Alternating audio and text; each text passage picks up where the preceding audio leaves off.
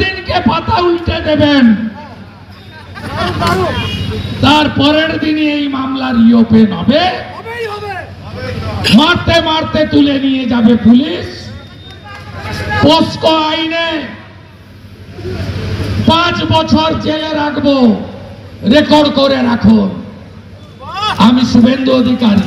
ওসিআইসিরা তাকে স্যালুট দিতেন, তার 200 কোটি টাকার সম্পত্তি উদ্ধার হলো।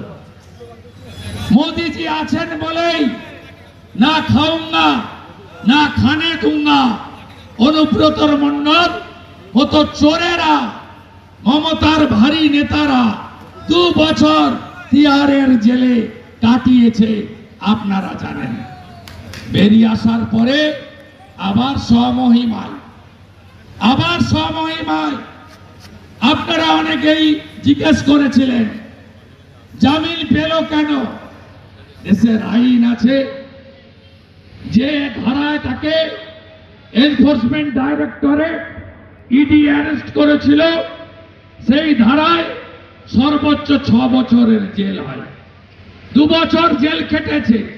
ভারতের আইন যদি ঠিক থাকে আরো 4 বছর জেল খাটতে হবে এই ভারী নেতাকে। সব অ্যাকাউন্ট ফ্রিজ, সব সম্পত্তি বাজেয়াপ্ত, নিলাম শুরু হলে বলে তাই চিন্তা করবেন না, এদেরকে আমরা শিকড় সহ তুলব যাতে যাতে আর একটা পাতাও না গজায়। আমরা আজকে এসেছি কেন? 42 ডিগ্রি তাপপ্রবাহ। যারা 4টার মিছিলে বেরিয়ে এসেছেন মঙ্গলকোট থেকে, হাউসগ্রাম থেকে, লাভপুর থেকে, ময়ূরেশ্বর থেকে, নানুর থেকে, কেতুগ্রাম থেকে, বোলপুরের বিভিন্ন গ্রাম থেকে 1টা 12টা না খেয়ে, মুড়ি খেয়ে, পান্তা খেয়ে বেরিয়েছেন। কেন এসেছেন? মা বোনের সম্মানের জন্য।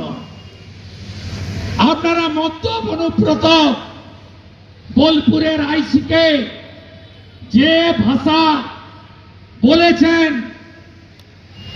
বিশেষ করে আইসি বোলপুরের স্ত্রী এবং মাকে নিয়ে মুখে আনা যায়? বলুন বলুন, কানে শোনা যায়? তাহলে কি করা উচিত?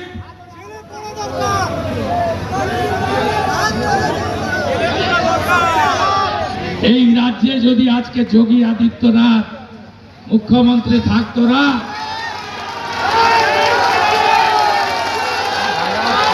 রেকর্ড নয়, জগন্নাথ বলছিল, ফপাস করে ধরতো, নিয়ে যেত, 14 দিন রিমান্ডে রাখতো, প্রত্যেক দিন শুকনো লঙ্কা জ্বালানো হতো আর নাকে ঢোকানো হতো।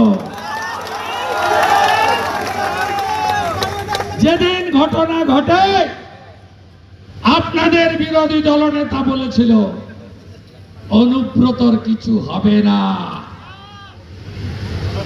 হ্যাঁ, এটা ঠিক, যার মাথায় মমতার হাত সেই খাবে জেলের ভাত। তাই অনুব্রত খেটেছে। সেটা দিল্লির পুলিশ, ইডি। মমতা ব্যানার্জি বোলপুরের আইসির 2টো ফোন বাজেয়াপ্ত করেছে। ডিপার্টমেন্টাল প্রসিডিংস হচ্ছে। বোলপুরের আইসি সাসপেন্ড হবে। বোলপুরের আইসির নাম শেখও নয়, মোহাম্মদও নয়, আলীও নয়, মোল্লাও নয়, খাও নয়, হালদার। তাই বোলপুরের আইসির শাস্তি হবে, কিন্তু অনুব্রত মণ্ডলের শাস্তি হবে না। তাহলে কি করতে হবে? যেদিনকে পাতা উল্টে দেবেন তার পরের দিনই এই মামলার রিওপেন হবে, মারতে মারতে তুলে নিয়ে যাবে পুলিশ। পোস্কো আইনে 5 বছর জেলে রাখবো, রেকর্ড করে রাখুন। আমি শুভেন্দু অধিকারী বলেছিলাম না মমতা ব্যানার্জিকে, আমি আগে দাঁড়াবো বলিনি নন্দীগ্রামে। মমতা ব্যানার্জি আগে গিয়ে বলেছিল আমি দাঁড়াবো নন্দীগ্রামে। তারপরে পার্টি বলল হারাতে পারবে, হ্যাঁ 64,000 ওর ভোট আছে, মানে মুসলমান ভোট, আমি বাদ দিয়েই পারবো। আমি 65 ভাগ হিন্দুকে এক করেছিলাম, বিশেষ করে শিডিউল কাস্ট বুথগুলো আমি প্রণাম করি আমার তফসিলি জাতিদের।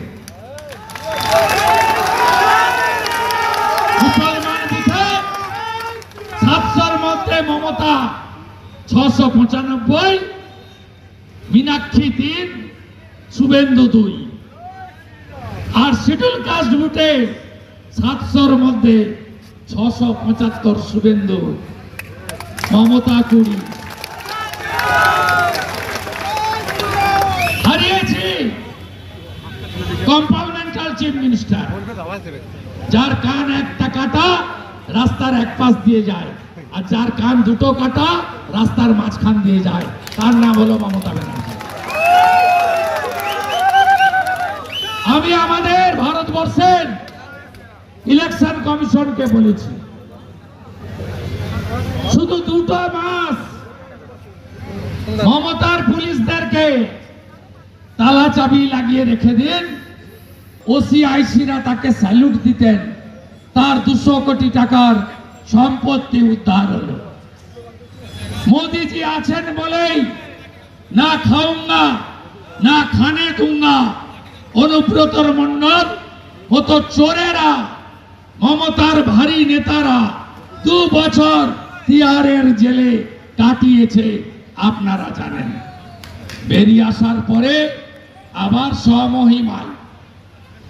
স্বমহিমায় আপনারা অনেকেই জিজ্ঞেস করেছিলেন জামিন পেল কেন। দেশের আইন আছে, যে ধারায় তাকে এনফোর্সমেন্ট ডাইরেক্টরেট ইডি অ্যারেস্ট করেছিল, সেই ধারায় সর্বোচ্চ 6 বছরের জেল হয়। 2 বছর জেল খেটেছে। ভারতের আইন যদি ঠিক থাকে আরো 4 বছর জেল খাটতে হবে এই ভারী নেতাকে। সব অ্যাকাউন্ট ফ্রিজ, সব সম্পত্তি বাজেয়াপ্ত, নিলাম শুরু হলে বলে